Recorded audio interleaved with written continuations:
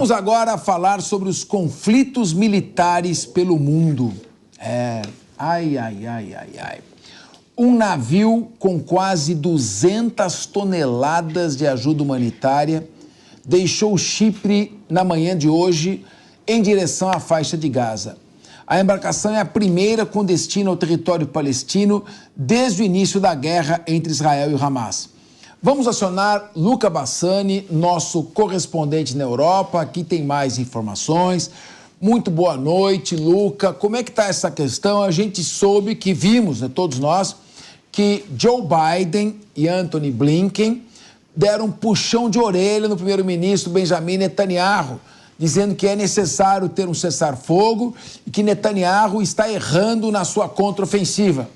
E Netanyahu respondeu: o presidente Biden está errado. A maioria dos comentaristas, especialistas militares e políticos do assunto disseram o seguinte: Joe Biden está fazendo apenas média com o público visando a eleição de novembro desse ano. E Netanyahu vai continuar fazendo exatamente aquilo que ele quer fazer. Você acredita que haja um cessar-fogo e acredita que essa ajuda humanitária será distribuída com um pouco mais de competência e não aquela coisa ridícula que vimos? Inclusive, enquanto você estiver falando, eu peço que a produção coloque aquela imagem dos pacotes caindo no meio do mar e crianças correndo desesperadas em cima daquelas migalhas. Inclusive, alguns disseram que ali eram crumbles, que eram migalhas, rações que estavam sendo colocadas. Como você vê a questão da ajuda humanitária, dizendo que isso aqui são migalhas que estavam colocadas, farelos de pão colocados, veja distribuídos? Eu queria ouvir você. E não vamos dar como uma notícia que resolve tudo, porque estas imagens falam mais forte que 1000 palavras. Com você, Luca Bassani. Boa tarde a você, Capeza, a todos que nos acompanham. A gente espera que essa ajuda humanitária, que virá agora pela via marítima, possa ser mais constante do que os caminhões e também esses paraquedas que, de fato, não mudam a situação da população de Gaza. Os Estados Unidos disseram que conseguiram distribuir mais de 25 mil refeições. Obviamente que toda ajuda é positiva, mas 25 mil num contingente de mais de 2 milhões e 300 mil pessoas que vivem na faixa de Gaza não é absolutamente o suficiente nem para chegar na superfície desse iceberg de catástrofe humanitária. Nós sabemos que uma primeira embarcação carregada com cerca de 200 toneladas saiu da ilha do Chipre, que fica no mar Mediterrâneo, no porto de Larnaca, e fará o percurso de 320 quilômetros até a costa da faixa de Gaza, uma viagem que demorará entre 15 horas e 48 horas, dependendo, obviamente, da capacidade dessas embarcações. Lembrando que há outros carregamentos sendo feitos, podendo chegar até mesmo 500 toneladas também do Chipre, que seguirão para a faixa de Gaza. O grande drama é que não há porto na faixa de Gaza, não há porto em nenhuma dessas regiões, e agora eles tentam construir uma espécie de pier improvisado para tentar fazer com que a chegada dessa ajuda seja um pouco mais organizada e não aquele completo caos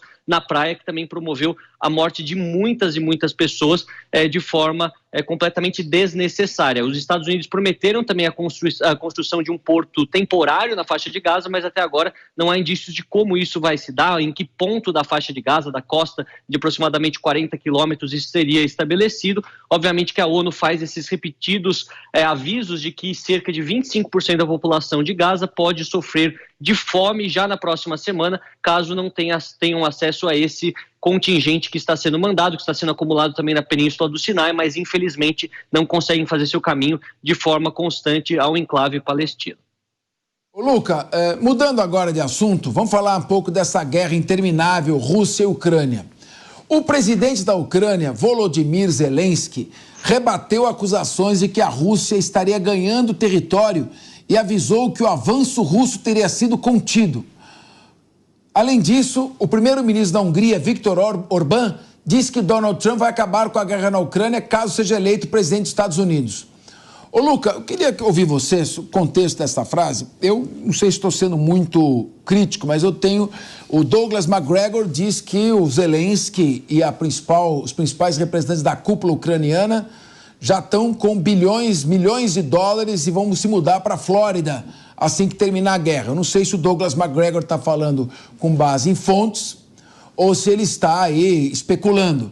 O fato é que Morreram 400 mil soldados ucranianos, mais a parte da população civil, outros tantos feridos. A Ucrânia perdeu até agora 20% do seu território. E o Zelensky continua pedindo mais recursos e mandando pessoas para o campo, para o fronte de guerra. Segundo Douglas Macgregor e Scott Ritter, estão selecionando pessoas já de 40 a 60 anos. Daqui a pouco vão terminar como o exército da Wehrmacht, da Segunda Guerra Mundial, que estava pegando crianças na última etapa. Eu não sei, eu queria que você fizesse uma análise. Tem alguma visão otimista do lado ucraniano nessa guerra? Ou simplesmente o Ocidente e a Ucrânia vão ganhando tempo, consumindo recursos públicos à custa da vida de ucranianos? Olha, Capês, nós sabemos que em maio do ano passado aconteceu uma das maiores vitórias dos russos dentro do território ucraniano, foi a conquista de Bakhmut, uma batalha extremamente sangrenta para ambos os lados, com a utilização do grupo mercenário Wagner. E desde então não houve nenhuma conquista significativa, nem de um lado nem do outro. Até o mês de fevereiro deste ano, quando os russos conseguiram a cidade de Avdiivka, que antes da guerra tinha pouco mais de 30 mil habitantes e que agora é mais um território conquistado no Oblast de Donetsk. A gente vê que Zelensky diz que conseguiu frear toda essa iniciativa russa de conquistar mais territórios. Por enquanto, de fato, não há nenhuma reivindicação russa de conquistas maiores em cidades mais expressivas, mas também não há nenhum tipo de verificação de que os ucranianos estariam com um momentum, que a gente chama da linguagem da guerra, para reconquistar esses territórios ou conseguir quebrar as linhas de defesa russa. Muito pelo contrário, a gente vê um cenário de impasse e mais favorável aos russos do que aos ucranianos, apesar de ter a expectativa que com a chegada de novos armamentos da OTAN ao longo deste segundo trimestre do ano de 2024, a Ucrânia poderá, de certa forma, abalar os russos, já que tem feito também ataques com drones na região de Belgorod, fez hoje também na região de Oriol, a cerca de 160 quilômetros da fronteira. Então está tentando fragilizar o exército russo, que é uma atividade extremamente difícil, né? Uma postura difícil de se assumir neste momento. Quanto a Viktor Orbán e Donald Trump, nós sabemos que eles são aliados de longa data. Trump é inclusive um amigo pessoal de Orbán, porque ambos acreditam que seguem a mesma linha política, no conservatismo cristão, que representa os valores da direita, talvez extrema direita para alguns, e a gente vê que ele dá essa declaração, mas que não foi confirmada por nenhum outro líder europeu. De fato, a gente especula que caso Trump seja eleito presidente dos Estados Unidos em novembro, esse financiamento à Ucrânia diminuirá consideravelmente e isso fará com que os ucranianos se sintam forçados a negociar. Por enquanto, na Europa, eles não querem tratar dessa possibilidade, por mais que ela seja real, porque tem outros problemas internos que têm dado mais dor de cabeça aos europeus do que a guerra da Ucrânia, que de certa forma foi precificada e muitos já dão como certa que os ucranianos perderão esses territórios, por mais que não sejam reconhecidos internacionalmente como parte da Rússia. Ô Luca, nós estamos aí na linha de frente com vários outros temas aí que vamos discutir, temas aí da política local muito polêmicos. Então eu pediria que você fosse conciso nesta última resposta. Victoria Nuland pede demissão. Ela durou durante 6 presidentes americanos, ela não é nem republicana, nem democrata, ela na verdade é uma neoconservadora que pensa que através da força ela consegue mudar todos os regimes do mundo. Onde essa mulher está, tem confusão.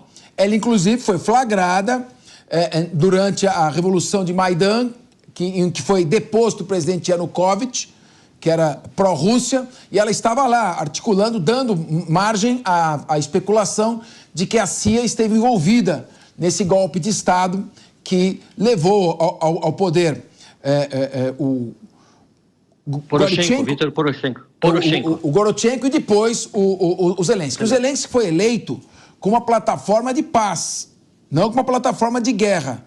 Você acha que a queda da Victoria Nuland pode significar uma nova posição do governo americano de maior prudência, maior retidão, sobretudo no momento em que o Macron diz que forças da OTAN podem entrar direto na batalha, no fronte da batalha contra os russos e motivando uma resposta de ameaça nuclear com mísseis hipersônicos balísticos continentais da Rússia? Como você avalia a queda da Victoria Nuland com o desenrolar dessa guerra, com o possível confronto OTAN e Rússia?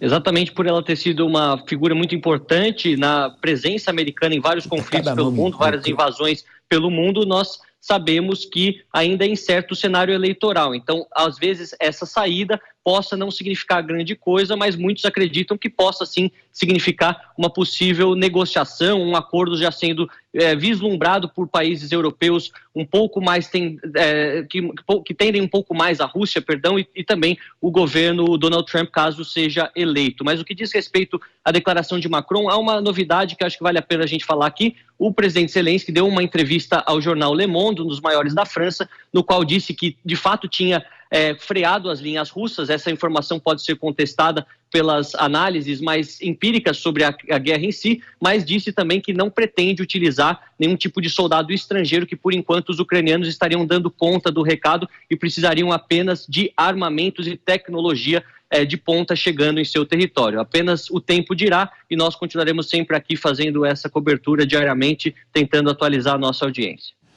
Olha, Luca, muito obrigado. Eu já vi que você está na sua residência em Munique, com a sua vasta biblioteca. A maioria são livros de medicina e saúde, que eu já sei. Então, uma boa noite a você e muito obrigado mais uma vez e até amanhã. Até amanhã.